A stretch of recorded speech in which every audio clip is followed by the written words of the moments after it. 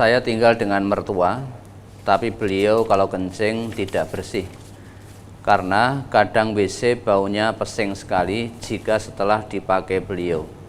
Sudah dibilangin tapi tetap seperti itu. Kita sebagai anak harus bagaimana? Dan saya ragu, dan saya jadi ragu jika beliau masuk ke rumah saya karena takut kalau kakinya kena najis kencing tadi, Ustaz. Lah apa air kencingmu tidak pesing? Ya. Husnudon. Ya, bisa jadi mertua panjenengan ini memang sudah pikun. Dulu sebelum pikun, mertua panjenengan itu sesudah buang air, baik besar maupun kecil, itu juga bersuci, ya. Juga istinja, bersuci, menggunakan air kalau ada air, dan bekas atau tempat bekas buang air, kalau itu kloset juga disentor sampai bersih. Kalau lantai yang ada yang netes di lantai juga disentor sampai bersih, sehingga tidak menyisakan, tidak meninggalkan bau pesing. Itu dulu sebelum pikun. Lah qadarullah mertuanya pikun. Tentu yang namanya pikun itu jangankan buang air, kemudian belum bersuci, belum disentor. Wong masalah makan saja seringkali lupa. Sudah makan tetap ngomong ngendika belum makan. Belum makan ngendika sudah makan. Sudah sholat ngendika belum sholat. Belum sholat ngendika sudah sholat. Sholat duhur kadang hanya 1 rakaat. Dikatakan belum genap rakaatnya katanya sudah. Ya. Ketika sholat yang dibaca juga ngelantur ke sana kemari. Wong namanya sudah pikun. Kalau sudah pikun, maka rufi'al qalam, diangkat pena. Tidak lagi menjadi seorang yang mukallaf. Tidak ada beban-beban syariat lagi. Tidak sholat saja tidak dosa, wong sudah pikun. Maka rufi'al qalam, tidak puasa juga tidak dosa, sudah pikun. Diangkat pena. Ketika belum pikun, maka beban-beban syariat itu ada dalam pundaknya. Ketika tidak sholat dicatat dosa. Ketika tidak puasa tanpa udzur syar'i, catat dosa. Ketika berkhulwat, catat dosa.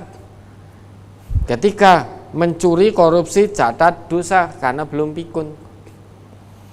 Begitu sudah pikun, rufi'al qalam, diangkat pena.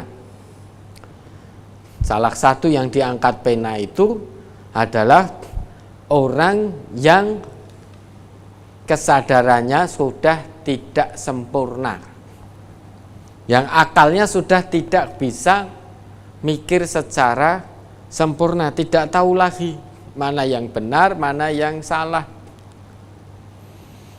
Artinya sudah tidak sadar lagi. Tidak sadar itu bukan berarti hanya sebatas pingsan, bukan. Artinya tidak bisa untuk bertasarruf secara benar, itu sudah tidak ngeh lagi karena pikun. Maka itu rufi'al qalam. Nah, ini mertua panjenengan, bagaimana yang harus dilakukan? Terhadap mertua sekalipun kita harus berbuat baik. Karena biar bagaimanapun itu adalah orang tua dari suami atau istri kita. Biar bagaimanapun beliau berdua adalah orang tua, ya, ibunya yang sudah melahirkan istri kita. ibunya yang sudah melahirkan suami-suami panjenengan ibu-ibu ini. Biar bagaimanapun, maka kita sebagai anak mantu punya kewajiban untuk selalu berbuat baik kepada kedua mertua kita. Bentuk perbuatan baik kepada mertua, selama mertua tidak memerintah kita bermaksiat kepada Allah dan Rasul-Nya, maka kita punya kewajiban tetap mentaati. Sekalipun terkadang mertua itu sering kita dengar, sering kita lihat di sosial media yang sambat terkait dengan mertuanya. Terkadang mertua tidak cocok dengan anak mantunya. Lah anak mantunya karena tidak cocok dengan mertuanya dijadikan status, diposting kekurangan mertuanya. Nah, suaminya tahu, karena biasa yang memposting kan perempuan. Suaminya tahu kekurangan bapak ibunya, diposting istrinya di sosial media. Suaminya tahu, kemudian suaminya marah kepada istrinya, karena biar bagaimanapun yang diposting itu adalah orang tua kandungnya. Kekurangan orang tua kandungnya sehingga dingerteni oleh banyak orang. Marah suaminya. Akhirnya muncul prahara rumah tangga, sehingga perceraian tidak bisa dihindarkan. Itu terhadap mertua, lebih-lebih kepada kedua orang tua kandung kita. Coba diingat kembali itu ayatnya, bagaimana kita harus bersikap kepada kedua orang tua kandung kita dan juga kepada mertua. Surat Al-Isra surat 17 ayat 23 dan 24. Wa qadha rabbuka alla ta'budu illa iyyahu wa bil walidaini ihsana imma yablughanna 'indakal kibara ahaduhuma aw kilahuma fala taqul lahuma uffin wa la tanharhuma wa qul lahuma qawlan karima wakhfid lahuma janahad dhulli minar rahmati wa qur rabbirhamhuma kama rabbayani shaghira. Dan Tuhanmu telah memerintahkan supaya kamu jangan menyembah selain Dia, dan hendaklah kamu berbuat baik kepada ibu bapakmu dengan sebaik-baiknya.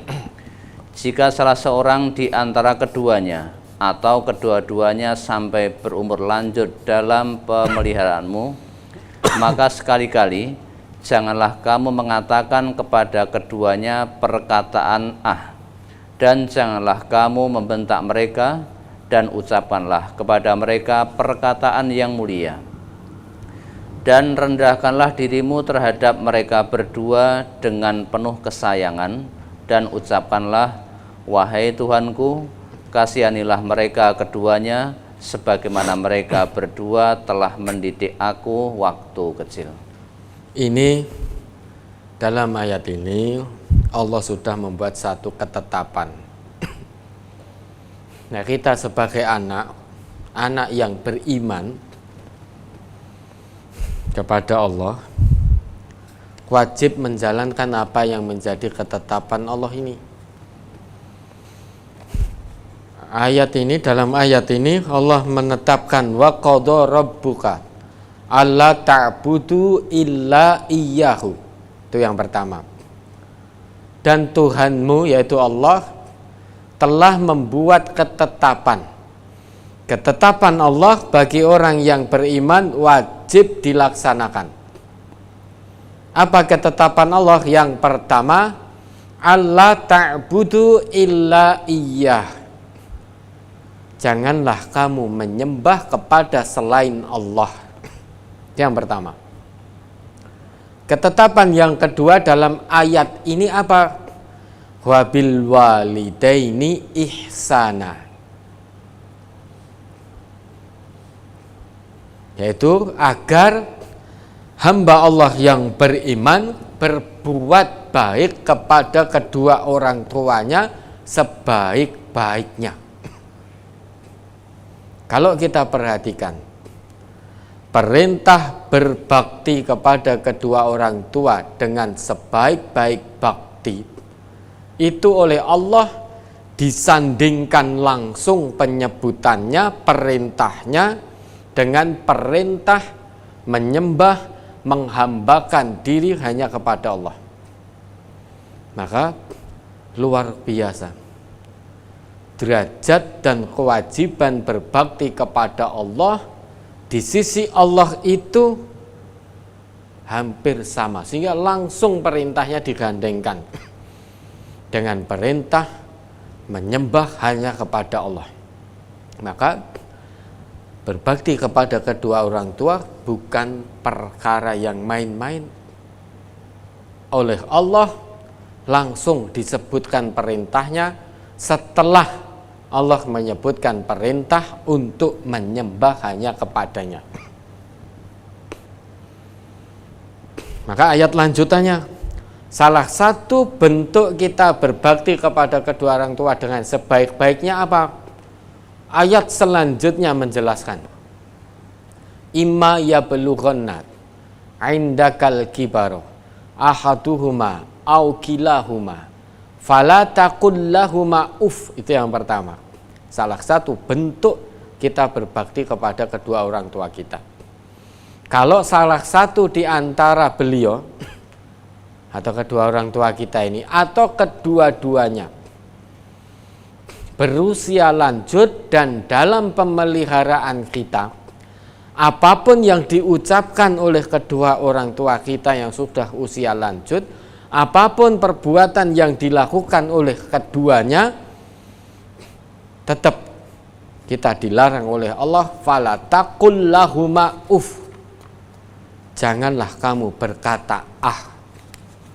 Ini sebagai gambaran dari Allah. Kita terjemahkan uf itu adalah ah. Itu perkataan yang sangat ringan.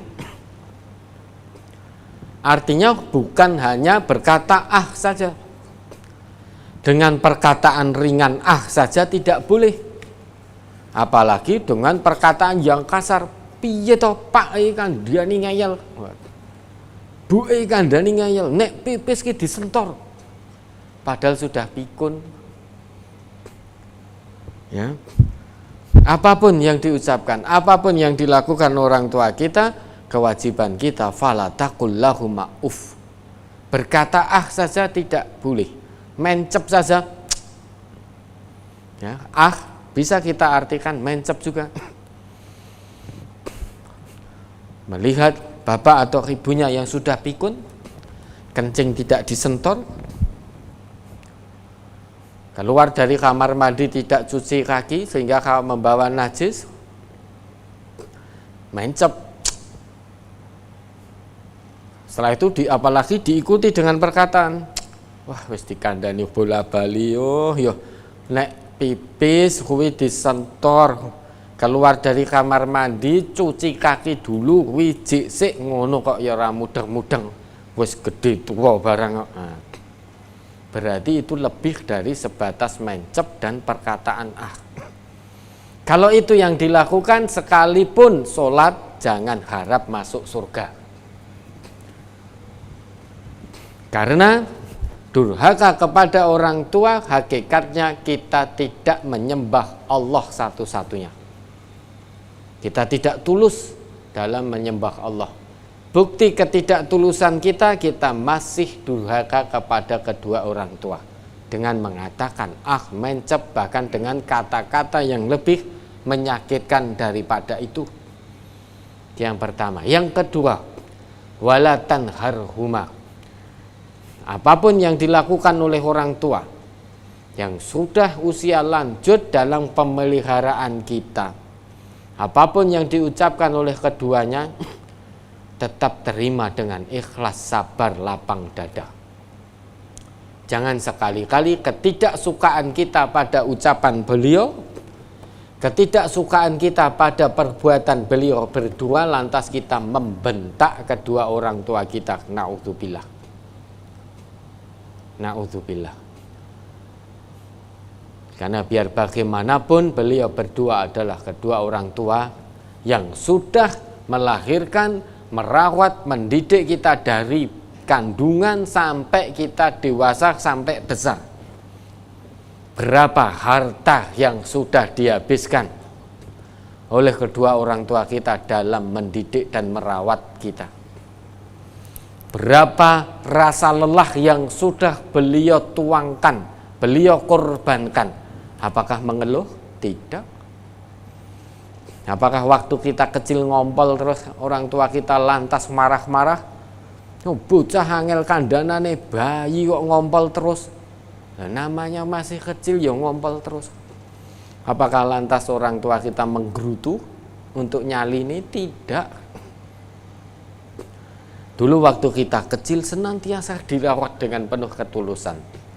Nah, ketika kita besar, tentu orang tua kita semakin bertambah sepuh, bertambah lemah, bertambah lemah. Maka giliran kita yang merawat orang tua. Dengan penuh kesabaran, penuh keikhlasan, dengan muka tetap tersenyum. Wa qul lahuma qaulan karima. Apa yang kita dengar dari perkataan kedua orang tua kita, apa yang kita lihat dari perbuatan orang tua kita, apa yang kita rasakan dari tingkah laku kedua orang tua yang sudah sepuh, jangan membentak, jangan mencep, jangan berkata tetap dengan muka yang tersenyum, tetap dengan bicara dengan kalimat-kalimat yang santun, kalimat yang mulia, dan tetap merendahkan diri kita kepada keduanya. Dan dengan penuh kasih sayang merawat keduanya. Waqfid lahuma janahadzulli minar rahmah wa qur rabbirhamhuma kama rabbayani shaghira. Selain itu, senantiasa mendoakan, tidak bosan-bosannya, tidak henti-hentinya kita mendoakan dengan penuh kasih sayang, penuh keikhlasan. Ya Allah,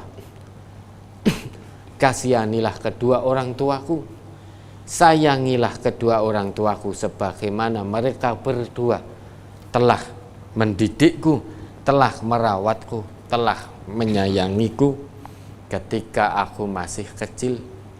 Itulah anak yang berbakti kepada kedua orang tua.